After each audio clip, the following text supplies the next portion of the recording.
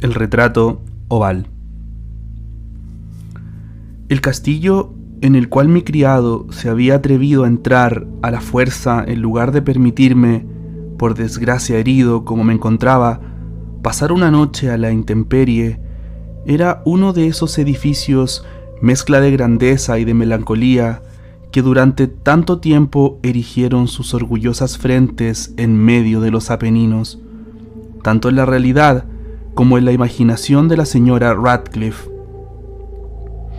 Según podía verse, el castillo había sido recientemente abandonado, aunque de forma temporal.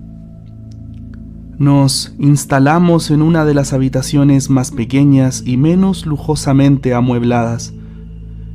Estaba situada en una torre aislada del resto del edificio. Su decorado era rico, pero vetusto y extraordinariamente deteriorado. Los muros se encontraban cubiertos de tapicerías y adornados con numerosos trofeos heráldicos de toda clase, y de ellos pendía un número ciertamente importante de pinturas modernas, ricas de estilo, encerradas en magníficos marcos dorados de gusto arabesco. Me produjeron profundo interés, y quizá mi incipiente delirio fue la causa, aquellos cuadros colgados no solo en las paredes principales, sino también en una porción de rincones que la arquitectura caprichosa del castillo hacía inevitable. Hice que Pedro cerrase los pesados postigos del salón, pues ya eran altas horas de la noche, que encendiese un gran candelabro de muchos brazos colocado al lado de mi cabecera y abriera totalmente las cortinas de negro terciopelo guarnecidas de festones que rodeaban el lecho. Lo hice así para poder, al menos, si no reconciliaba el sueño, distraerme alternativamente entre la contemplación de estas pinturas y la lectura de un pequeño volumen que había encontrado sobre la almohada, en que se criticaban y analizaban estos cuadros. Leí durante bastante tiempo, contemplé las pinturas religiosas devotamente. Las horas transcurrieron rápidas y silenciosas, y llegó la medianoche. La posición del candelabro me molestaba, y extendiendo la mano con dificultad para no turbar el sueño de mi criado, lo coloqué de forma que cayera la luz de lleno sobre el libro. Pero este movimiento produjo un efecto del todo inesperado. La luz de sus numerosas bujías dio de pleno en un nicho del salón que una de las columnas del lecho había hasta entonces cubierto con una sombra profunda. Vi, envuelto en viva luz, un cuadro que hasta entonces se me había pasado por alto. Era el retrato de una joven ya formada, casi mujer. Lo contemplé un instante y cerré los ojos. ¿Por qué?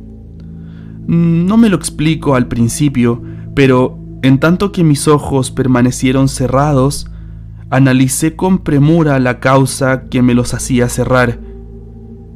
Era un movimiento involuntario para ganar tiempo y recapacitar, para asegurarme de que mi vista no me había engañado, para sosegar y preparar mi espíritu a una contemplación más fría y más serena. Al cabo de algunos instantes, volví a mirar fijamente a la pintura. No era posible dudar, aun cuando lo hubiese querido, porque el primer rayo de la luz al caer sobre el lienzo había desvanecido el asombro delirante de que mis sentidos se hallaban poseídos, haciéndome volver súbitamente a la realidad de la vida. El cuadro representaba, como ya he dicho, a una joven. Se trataba sencillamente de un retrato de medio cuerpo, todo en ese estilo que se llama en lenguaje técnico el estilo de viñeta. Había en él mucho de la manera de pintar de Sally en sus cabezas favoritas.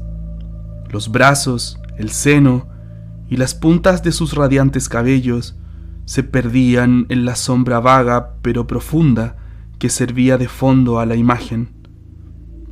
El marco era oval, preciosamente dorado y de un hermoso estilo morisco. Tal vez no fuese ni la ejecución de la obra ni la singular belleza de su fisonomía lo que me impresionó tan repentina y profundamente. No podía creer que mi imaginación, al salir de la locura, hubiese tomado la cabeza por la de una persona viva. Sin embargo, los detalles del dibujo, el estilo de viñeta y el aspecto del marco no me permitieron dudar ni un solo momento. Abismado en estas reflexiones, permanecí una hora entera con los ojos fijos en el retrato. Aquella inexplicable expresión de realidad y vida que al principio me hiciera estremecer, acabó por esclavizarme. Lleno de terror y respeto, volví al candelabro a su primera posición, y habiendo así apartado de mi vista la causa de mi profundo nerviosismo, me apoderé ansiosamente del volumen que contenía la historia y descripción de los cuadros. Busqué inmediatamente el número correspondiente al que marcaba el retrato oval y leí la sorprendente y singular historia siguiente. Era una joven de excepcional belleza, tan graciosa como amable, que en mala hora amó al pintor y se desposó con él.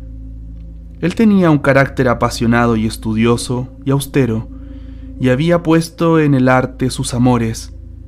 Ella, joven, de extrañísima belleza, toda luz y sonrisas, con la alegría de una gacela, amándolo todo, no odiando más que el arte, que era su rival, no temiendo más que la paleta, los pinceles y demás instrumentos fastidiosos que le arrebataban el amor de su amado. Terrible impresión causó a la dama oír al pintor hablar del deseo de retratarla. Mas era humilde y abnegada, y se sentó pacientemente durante largas semanas en la lúgubre y alta habitación de la torre, donde la luz se filtraba sobre el pálido lienzo únicamente por el cielo raso. El artista cifraba su gloria en su obra, que adelantaba de hora en hora, de día en día, y era un hombre apasionado, extraño, introvertido, y que se perdía en mil ensueños, tanto que no se daba cuenta que la luz que penetraba tan sombríamente en esa torre aislada secaba la salud y los encantos de su mujer, que se consumía para todos, excepto para él. Ella, sin embargo, sonreía más y más, porque veía que el pintor, que disfrutaba de gran fama, experimentaba un vivo y ardiente placer en su obra, y trabajaba noche y día para trasladar al lienzo la imagen de la que tanto amaba, la cual de día en día se volvía más pálida y demacrada. Y en verdad, los que contemplaran el retrato comentaban en voz baja su semejanza maravillosa, prueba irrefutable del genio del pintor y del profundo amor que su modelo le inspiraba. Pero, al fin, cuando el trabajo tocaba a su término, no se permitió a nadie entrar en la torre, porque el pintor había llegado hasta la demencia por el calor con que tomaba su trabajo, y levantaba los ojos rara vez del lienzo, ni aun para mirar el rostro de su esposa. Y no podía darse cuenta de que los colores que extendía sobre el lienzo se borraban de las mejillas de la que tenía sentada a su lado, y cuando muchas semanas hubieron transcurrido, y no quedaba aún por hacer más que una cosa muy pequeña, solo dar un toque sobre la boca y otro sobre los ojos, el alma de la dama palpitó todavía, como la llama de una lámpara que está próxima a extinguirse. Y entonces el pintor dio los toques y durante un momento quedó en éxtasis ante el trabajo que había realizado. Pero un minuto después, estremeciéndose, palideció intensamente herido por el terror y gritó con voz terrible: «¡En verdad, es esta la vida misma!». Se volvió repentinamente para mirar a su amada, que ya estaba muerta.